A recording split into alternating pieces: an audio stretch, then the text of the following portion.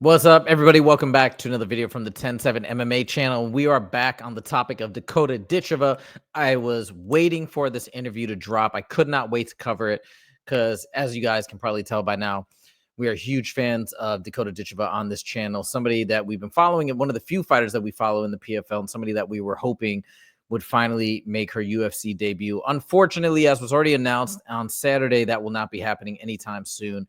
And she gives a lot more clarity in terms of what her future entails in this awesome interview from Ariel Helwani. And once again, Ariel is the best of the best. He does the best interviews, but he is not afraid to ask probing and provocative questions. I can sometimes get fighters in trouble. And what I love about this interview right off the get-go is that Dakota calls him out and is not afraid to call him out, which is awesome. This part is what makes her such an awesome fighter to watch. She's got the personality. She's very intelligent. And I think, to be honest, this is what fighters should do. And I know a lot of fighters refuse to go on a show, or they don't trust him, or they find him to be, untrustworthy, basically. Instead, what you can do is take it from the vantage point of, look, there might be some questions that if you answer them a certain way, it could get you into trouble. But he's also doing his thing as a journalist. It is what it is. But just be on your guard. Just be careful. Don't divulge anything that you're not supposed to divulge.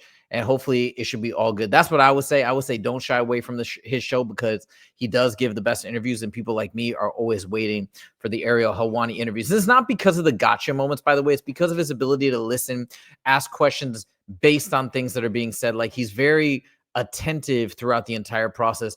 And really, to me, it's more about when he digs into stories and really gets a fighter's personality across. That's what's more impressive than these little tidbits of information that might get somebody in trouble, which I would never want to do to a fighter, but it is what it is. To each his own. So anyways, we're going to go through a bunch of highlights that I pulled out for you guys. It is so cool to see this interview and finally get this information. Now, the first clip that I got pulled up is her just ripping Ariel straight off the bat for doing what he does. And, it's pretty funny because, once again, he sort of plays it innocent. I think he kind of acknowledges it a little bit that, hey, that's my reputation. That's kind of what he does. He asks these provocative questions, but I love how Dakota calls him out in a very gentle and fun-loving way. Check it out. What did I do? Did I offend you? Was it one too many Man City jokes? I think it was one too many, right?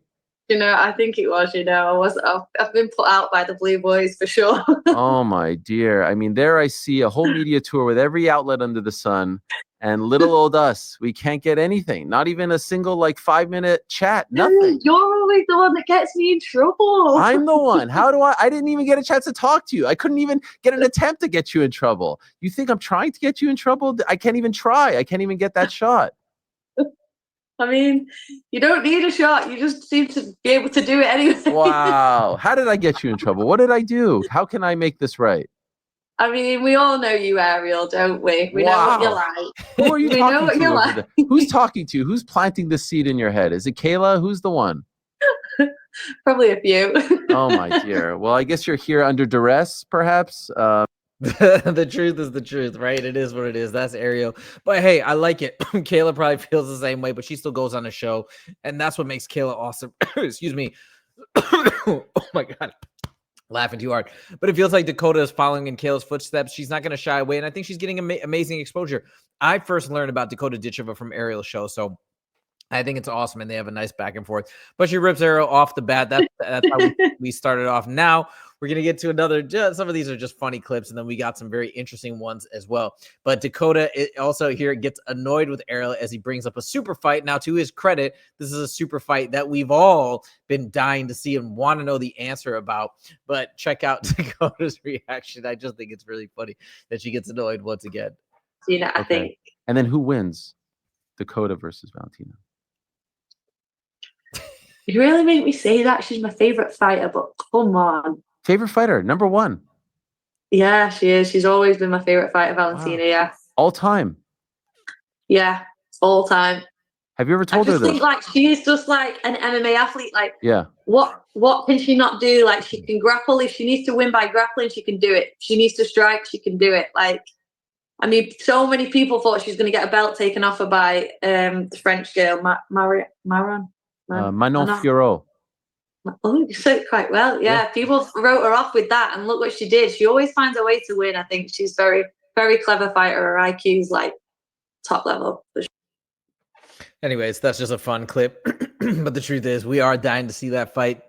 And that, unfortunately, is probably not going to happen. And we're going to get to why as we go through the specifics of the contract detail later on in this episode. But if you remember, after her fight, she said for the next few years, and as I mentioned in my video reaction right after that, few usually means more than two, right? A couple is two, few is three or more.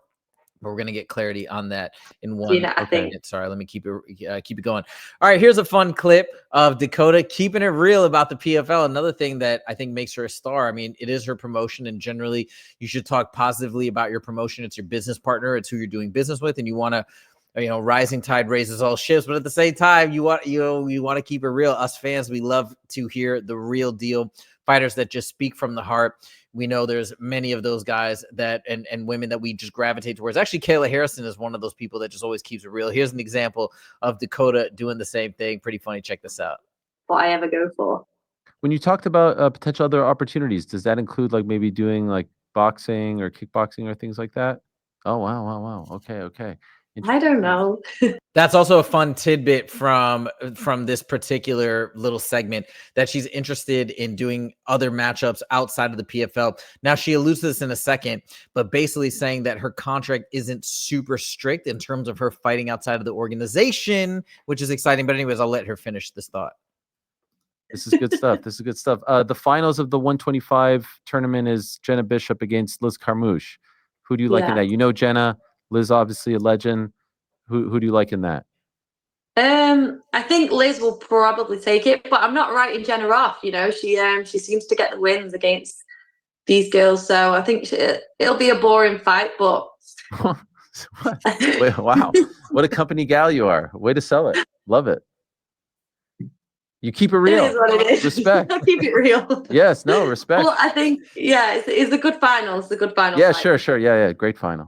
I love the back and forth. That was actually pretty funny from Ariel. But that's again, I've told you guys this. She's a star. She's got the star quality, and part of it is being authentic, and she's authentic. She's a natural at being a natural, if that makes sense. She's just comfortable and calm and cool in her being herself, just like Kayla Harrison. Right. Very, very cool to get to see her personality here. Okay.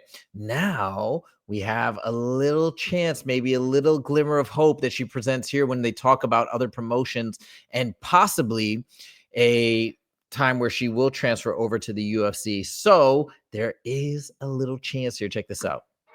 She could be fighting the UFC's best. Like, it, you saw it. Everyone talked about it. It was a real thing that was being discussed. Was that even an option? Could you have explored that if you didn't come to terms with them, or not yet? I mean, over the next few years, I don't know. Legally, there was positions where I could have possibly, made the move. But I don't feel like my time's done with PFL yet. I really enjoyed the last 2 years, and I was happy to be able to come to the a good agreement with them, and I feel like they bring a lot of different opportunities. There's different avenues that I could go down still with I mean, I'm not going to say too much, but they're not super strict on where I fight and what I do type thing. So I feel like there's a lot of different opportunities that could come together with them, and I feel like I'm in the right place for sure. For me, I'm 27 on Friday, so I've got so many years left. And you are right, everyone does comment on all my stuff now. I saw a few things on the internet after I announced it after the fight. They were like, "You just broke everybody's hearts," and I was like, guys, as long as I'm fighting, don't worry about it. Yeah, I want to believe that she's referencing the video from our channel where, and because we had a lot of comments too, of people saying they were heartbroken. It wasn't even just me; it was lots of folks. So I think that's a small reference there. Now, does that PFL contract with some openness in terms of fighting for other promotions, would that make the UFC a potential possibility? I don't know exactly, because it's more going to be, I think, on the UFC's end, where they're not going to want to bring her in for a fight and then have her go back to the PFL. There's no way they would do that. But there's always the possibility that the UFC could buy out her contract. I think more what she's alluding to is maybe taking some Muay Thai fights and some Muay Thai promotions, or maybe with one championship or things like that. So anyways, that's the situation. But I do still think there's a glimmer of hope that she could come to the UFC sooner than what she's going to describe in a second when she talks about her contract with the PFL. So let's now get to that clip where she gives it in detail. And we got to give credit to Ariel here for digging a little deeper and getting us the nitty gritty and some of the details. Obviously not everything, but at least some of the details about the PFL contract. But I also love this because once again, she calls out Ariel and tells him to behave. Check it out. 27. So is it like a sports contract? Once 27 hits, then you can explore free agency, or is it X amount of fights before 27? A bit of both. A bit of both. I have an agreement in there where they have to give me a certain amount of fights in a certain amount of time. But I am contracted till 2027. Yeah. And is that January 1st, 27 or December 31st, 27? Depends, like when I have my fights, but probably end of 2027. End of 27. I just need to know when we need to rev up the where is she going to sign talk. Like we can probably table it now for a couple of years, right? Ariel, just behave yourself. No. This is all coming from a very positive place. You know this, right? Like this is all coming from a place of wanting to see you fight the best.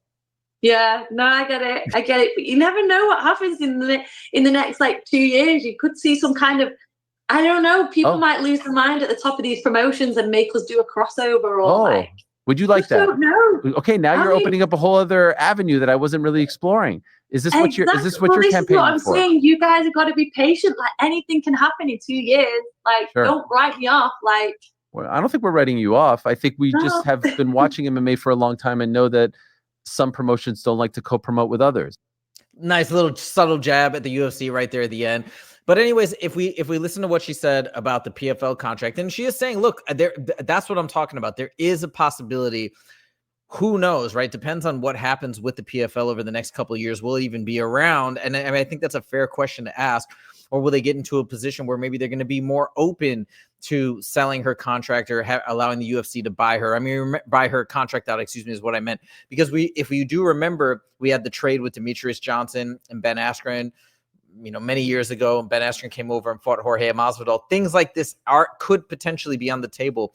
And for somebody like Dakota Ditcheva, who I believe will transcend the sport, like Ronda Rousey, I think like Kayla Harrison is starting to as well. I think anything is possible. But now if we go back to her contract, what he said, is it January 2020? Very good question, by the way. January 2027 or December of 2027, meaning the beginning? Is it like as soon as 2027 hits, she can dip? Or is it at the end? Sounds like at the end. So we still have another 2.5 years, it sounds like, of her fighting in the PFL. But she said it depends. She said probably the end. But I think what she's saying is it could be sooner if they're not. It's probably like a two-pronged contract. Within those years, she has to stay there so long as they give her a certain number of fights, based on a certain frequency. I imagine she wants fights like every 6 months or 5 months or 4 months or something like that. So as long as that obligation is maintained, then she's going to be locked in. But another thing too is her contract's probably pretty high. It's probably very expensive. So who knows if the PFL falls on hard times, they're not able to fulfill their obligations, then maybe she'll be released early and can come over to the UFC. But either way, I am excited to see her fight regardless. And I will get those PFL pay-per-views, however I have to do it, whether it's on ESPN Plus or I have to buy them. I will be tuning in, and I do want to see her fight regardless. And she did say that. She's like, look, I'm still fighting. I'm still around. It just may not be in the UFC. So I think we can be grateful for that. Let's just hope she gets that hand healed up. Also, one other quick point. She mentions in this interview, I wrote this said this on my video about her on Saturday. She broke her hand in the third round. A lot of people said they thought she broke it in the second round. She says unequivocally in this interview, it was indeed the third round. So just FYI to allow those folks to comment. 27. And now here's a little interesting question that Ariel asked about her finishing streak being broken. It's one of those things where I wouldn't want to ask a question like this either. I'm not a trained journalist either as well, but I wouldn't want to ask this question because I feel like you're bringing up like a negative thought, making her feel bad about having her finishing streak broken. But nevertheless, I think it's a really great answer because it shows, one, that she is a bit of a perfectionist. She wants to be the greatest of the great, and I think that's awesome. But then she also is very positive in terms of how to interpret it and saying, hey, well, I got a lot of, anyways, I'll let her say it, but I think it just shows two sides of the same coin, both really, I think, beneficial mindsets that will continue to propel her on towards greatness. The competitor that you are you annoyed that your finishing streak has been snapped? Does this bother you? Do you think of these things? Oh, I'm Jesus. silently screaming. Yeah, Oh, I'm I'm so sorry. annoyed. So annoyed.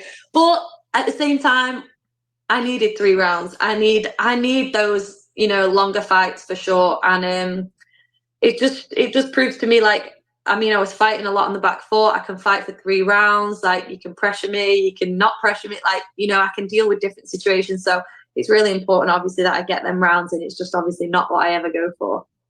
So it's a great mindset, and I think it's awesome that she is looking at the positive side, because there is that positive side that she got 3 rounds, she got more experience, something that maybe she was lacking in some of her other previous fights. But she's also glossing over a major point, that she finished that fight pretty much the entire 3rd round with a broken hand. Now, not only did she not lose, right? Like, think about, remember when Gilbert Burns had to fight Bilal Muhammad with one arm essentially, and I mean, he was just basically trying to survive.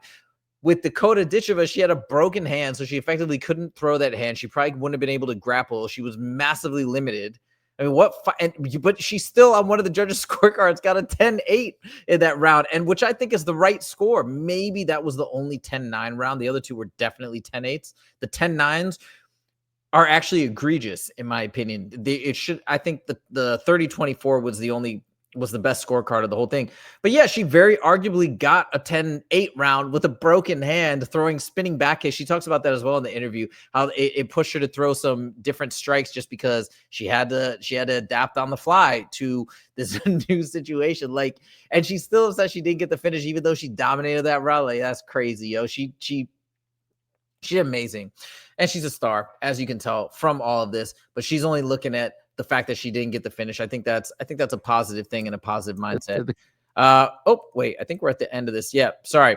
So that is it. That is all the clips that I have for you guys from this awesome interview. Those other slides were from the previous Dakota Ditcheva presentation that I made on Saturday. But anyways, that's all we got. We got some great clarification. We got some funny moments. And I think for those of you guys who are still new to Dakota Ditcheva, now you can really see what she's all about and why she's taken over women's mixed martial arts. So as Ariel says, she is the face of the PFL. Absolutely. I 100% agree. And for me, somebody who pretty much exclusively watches the UFC, now the PFL's got me tuning in and checking out anytime that she's going to be fighting. So let's go, Ditcheva. Let's hope that hand heals quickly. She said it's a full break. So I don't know what that means. I don't know how long that's going to take to heal and recover, but she wants to be active. She wants to fight a lot. So hopefully we'll see her back in there sooner rather than later. That's all we got for you today. Let me know what you guys think in the comments. Are you guys also psyched to see Dakota fight next? And do you think the odds will be as crazy as they were? Something like minus 3,000 or something like that. Let me know in the comments. Thank you guys so much for joining, and we'll see you in the next video. Take it easy.